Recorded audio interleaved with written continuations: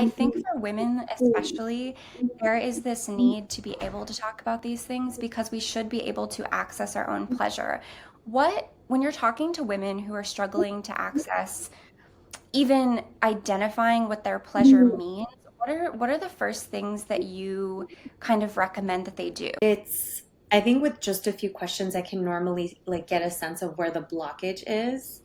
So sometimes it's the messages that someone learned growing up, whether those were just, from like a cultural perspective, like you just shouldn't enjoy pleasure, or from a religious perspective, or really maybe just not even talking about it and having access to a conversation with somebody where you felt comfortable and safe to ask us.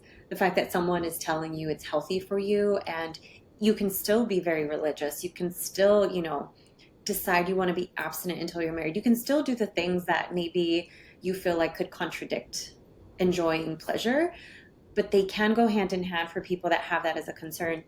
And then I would say for others, it's not really about the messages. They might have had like a bad experience, or they're turned off to self pleasure, either because their partner wasn't really supportive or gave them negative messages, or they themselves just didn't find and tap into that pleasure earlier when there's sexual exploration.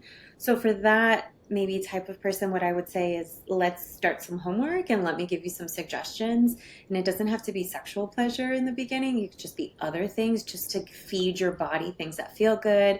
And you can feel that release of hormones. That's like that. We call it a cocktail of feel good hormones, where it's like, oh, skin to skin can do this, or a scalp massage can do it, where you just feel a little lighter, release a little tension. That's sort of like building the muscle to really go into pleasure. And then Mhm. lastly, I would say there's some people who it's not about having a hang up necessarily.